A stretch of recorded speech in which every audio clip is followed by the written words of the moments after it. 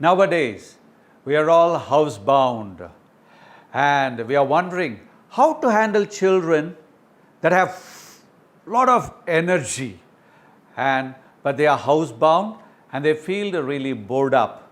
Friends, the third energy we have to recognize and address in our children is intellectual energy. Sure, every one of you will agree with me that children are full of intellectual energy. They have great intelligence. Sometimes they are even more intelligent than grown-ups. Once, a little girl was having little fun and frolic with her mom. She looked at her mother's head and said, "Mom, you have one white hair this side, one white hair this side. How come? What happened to you?" Mom, wanting to teach her a little lesson, said, "Honey, every time you don't obey me, every time you don't listen to me, Mom gets a white hair." She said, "This morning I told you to do your homework assignment. You did not do it. I developed one white hair. And then I told you, you have cold these days and it's not good to have ice cream. In spite of my telling, you opened the fridge and you had an ice cream. I have another white hair. Every time you don't listen to me, every time you don't obey, I get a white hair." She wanted to teach a lesson to this girl. But the little girl turned around and asked her, "Mom, in that case, look at grandma. She has got white hair all over. What wrong did you do?" Friends, we all know it's very difficult to argue with our children these days because they have a hedge over us. They are more intelligent. Because of this social media, they have every information at their fingertip. So how to handle that intellectual energy of our children? Friends, children have intellectual curiosity.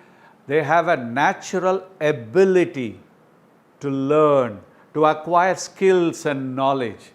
Parents have to adequately supply food for this intellectual curiosity. How can this be done?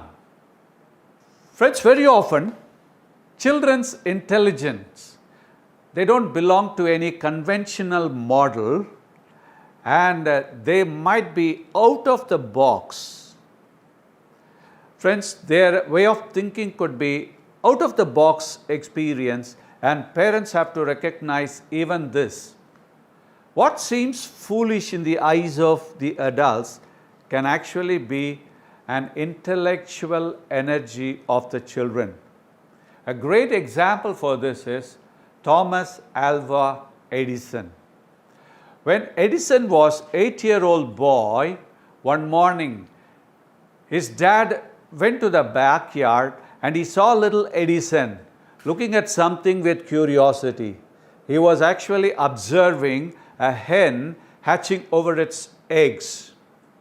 Dad went up to him and asked, "Edison, what you're up to?" The little boy said, "Dad, I have a question for you." "Yes, son, what is that?" And the little boy said, "Dad, I see hen hatching the eggs. How long does it take for a hen to hatch its eggs?" Dad said, 21 days, son." The little boy said, "Okay." Dad went home and a little later returned to the backyard. There he saw this. Edison was absent, hen was absent, and all the eggs were broken. He called Edison and he asked him, "Son, what did you do?" He said, "Dad, you said a hen takes about 21 days to hatch its eggs. I thought I'm a bigger boy, I'm heavier. If I sit on the eggs, I can hatch the eggs just within 2 days. So Dad, I sat on the eggs and the eggs broke." Friends, in a given situation, you parents would have really thrashed your children. But Edison's dad understood the intellectual energy of this boy. Even though it seems very foolish, actually The boy had collateral thinking. His thinking was out of the box thinking. Dad understood this. He kept on encouraging this boy. Every time the boy had queries, Dad was happy enough to answer all the questions. And later on, Edison became a great scientist, and this entire human race has benefited because of all his findings. Dear friends, please feed their intellectual curiosity and be happy to answer all the questions, even if they seem foolish. And sure, later on, your children will become great genius.